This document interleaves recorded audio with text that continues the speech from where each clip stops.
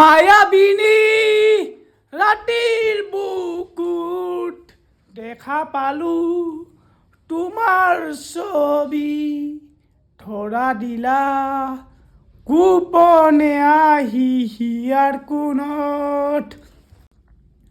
গাইছ মই আছোঁ আজি ঘৰতে, মানে বাহিৰত অলপ বৰষুণ দি আছে, বতৰটো ভাল নহয় মানে, আৰু মোৰ গাটো ভাল নহয় মানে, নাকত ওলছি এটা কিবা ভিতৰে এটা মানে মাংস বাৰা আনে হৈছে না ভৰাই ওলছি ক'ব নোৱাৰোঁ। তাৰমানে 10 দিনমান হ'ল বিষ নাছিল, যোৱাকালিৰ পৰা এনাখন বিষ তাৰমানে মই মানে থাকিব পৰা নাই। আজি পুৱা এটা টেবলেট খাই দিলোঁ, বিষৰ টেবলেট।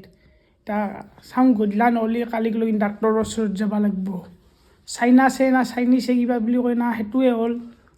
আৰু ইবাগে বৰষুণ বতৰ, এইভাগে লাগি আছে ভোক, গতিকে বোলো চাহ অলপ খাই দিওঁ।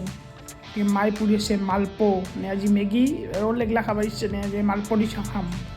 মালপো দি চাহ খালি বোলে ভাল পোৱা বলক। আমাৰ টিকলুক দেখছি না গৈছে বৰষুণত যি পাকঘৰত বগৰী খাব আহে। এইভাগে মাছ, সৰু মাছ মই ফুৰি আছোঁ মালপো, তাৰমানে ময়ো ভাবিছোঁ অলপ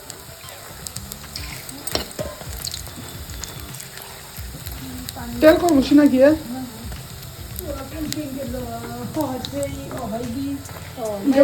মাজত দিয়ে